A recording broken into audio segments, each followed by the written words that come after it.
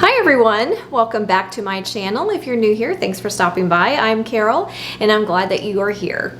So today we are going to be doing another fun canning video for you. Love to find things that are cool and different and a little bit outside of the box, and today is no different. We are going to be canning up margarita mix. Thought it was a perfect time of year for that. Actually, it's probably better to can it up when limes are in season, but now's the time to be using it for all of your summer parties. When I found this recipe, I knew I had to can it up. It's really versatile, and actually it is a lime syrup. They call it margarita mix, but it is technically a lime syrup. You only need two ingredients. You need fresh lime juice and sugar of some sort. We're going to talk about the whole sugar thing. The lime juice part, I used fresh and I used bottled. The recipe says you can use either one. I like the fresh taste of fresh lime juice as opposed to bottled, but I have to be honest, it's really a pain to squeeze all those lemons, or all those limes. So I used just a little bit of bottled lemon juice. Most of it was fresh squeezed. Also know that because limes don't yield a lot of juice, it does take a fair number of them. This recipe is adjustable. You're going to be using a 1-to-1 ratio for your sugar and your lime juice. The original recipe comes to us from a Master of Food Preserver program from the University of California Agricultural and Natural Resources. Their original recipe called for 6 cups of lime juice and 6 cups of sugar. I reduced it a little bit because I got tired of squeezing limes and buying limes, so I am going to be using 4 cups of lime juice. For the sugar part, like I said, they suggest a 1-to-1 ratio, so for every cup of lime juice you would need a cup of sugar if you are using all granulated sugar.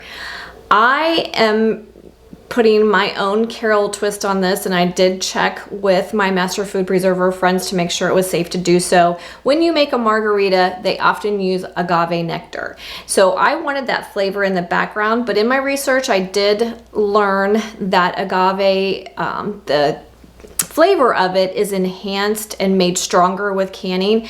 So, and I didn't really want it to take on the darker color of agave.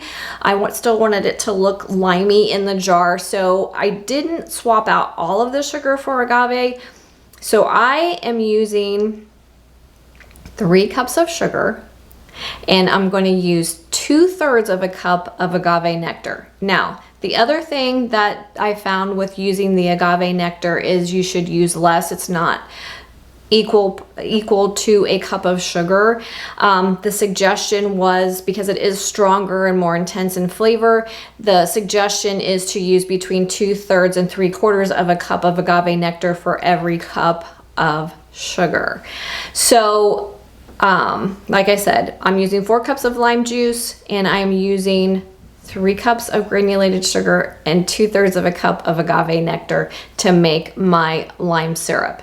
Now, they also, and I will leave you a link for the recipe, they also suggest that you can use honey, but when you use honey, it's a 1-to-2 ratio.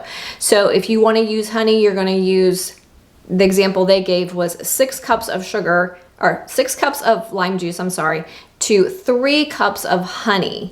So if you'll have to adjust depending on how much lime juice you have. You want to use double the amount of lime juice to the amount of honey, or half the honey of the lime juice you are using. I will leave everything in the description box below so it's a little less confusing. But because it is supposed to be used as a margarita mix, I wanted that margarita flavor, so I'm using some agave nectar, but you can totally use all sugar. But technically we're just making a lime syrup. Now you can also substitute lemon for the lime if you want to have lemon syrup on hand, and you can use it for a ton of delicious things. Obviously you can use it to make a margarita. Now, their suggestions for beverages was sweetening a margarita. When I tasted this, the flavor is really intense in lime flavor, so I don't think that you would need additional lime juice to make a margarita, but I'm going to experiment with that a little bit. You can use it in mixing cocktails,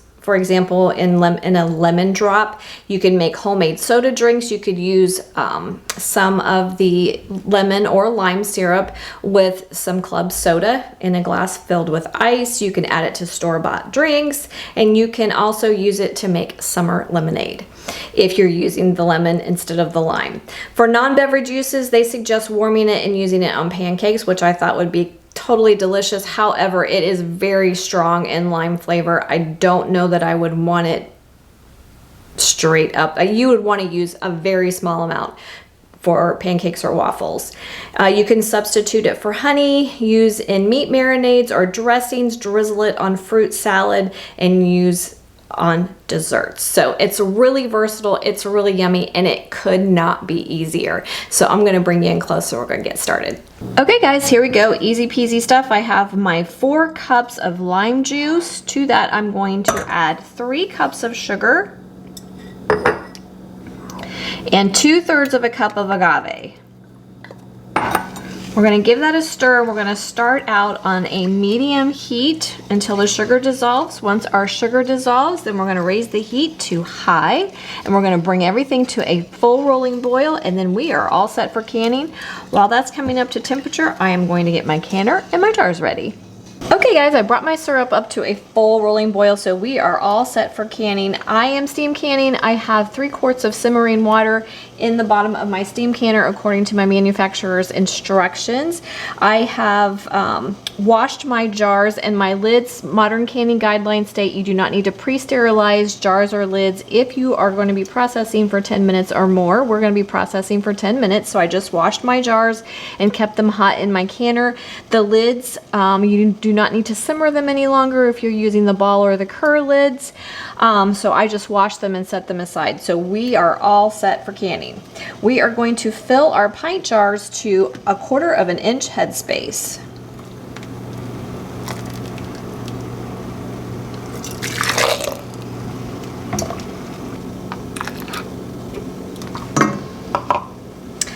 Okay, I have filled my jars to 1/4 of an inch headspace. I'm going to, there's nothing to debubble. Typically our next step would be to debubble, but this is all liquid. There's nothing to debubble. You might have a little bit of foam on top. If you don't like that, you can remove it. It doesn't bother me, so I'm just going to leave it. I'm going to dip my paper towel in white vinegar to clean my rims. We don't want anything interfering with a good seal. And then we're going to place our lids. And then add our rings to fingertip tight.